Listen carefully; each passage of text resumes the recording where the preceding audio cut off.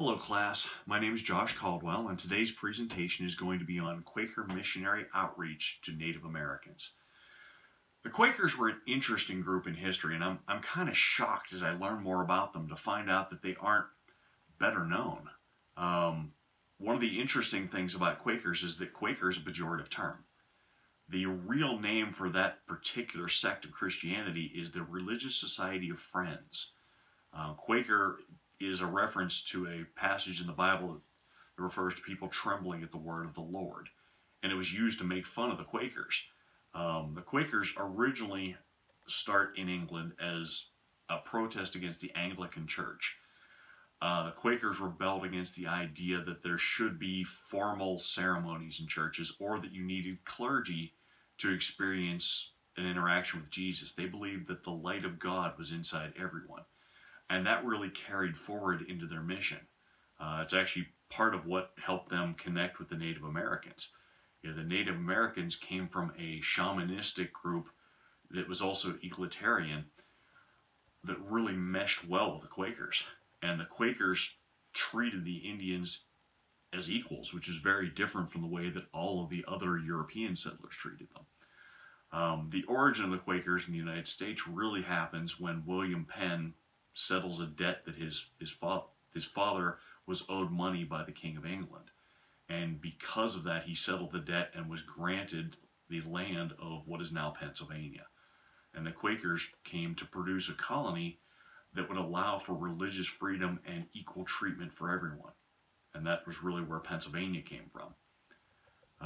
One of the first things that the Quakers did was, unlike all the other white settlers, they made a treaty with the Indians and they purchased the land from the Lenape tribe. And it was actually written up in a formal contract, and they exchanged valuable goods with the chief. And they also set the contract up so that they could eliminate clashes between white settlers and Indians. It articulated in that contract was the fact that they would trade fairly with the Indians. That they would give good value and not try to cheat the Indians, which the Indians had already become concerned with other white settlers. There's a very famous painting by Benjamin West that shows the signing of this treaty. If you get a chance, take a look at that. One of the interesting aspects of the Quakers and their equality was they believed that all of God's people were equal in God's eyes, and that's the way that they should be treated. And the way this manifested itself and spilled over into dealings with the Indians is in rights for women.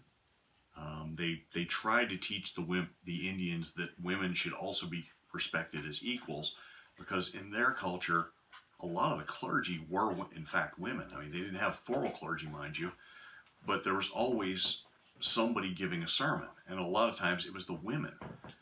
It also spilled over into slavery. The Quakers were the first to come out against slavery. In fact, they eliminated the slave trade in the 1700s, and in their evangelical outreach to the Indians, they also tried to convince the Indians that taking slaves was wrong. Where their missionary work really sets itself aside is the way they taught the Indians. They didn't try to civilize them per se, but what they did is they taught them skills like farming and raising of animals that would improve the Indians' lifestyle.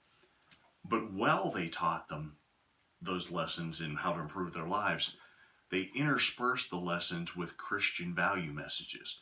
So what they were doing is they were teaching them to be good Quakers, but they were teaching them to be good Quakers within the context of learning how to farm or how to improve other aspects of their lives. And that's a lot of what made the Quaker missionary outreach successful. Thank you for listening.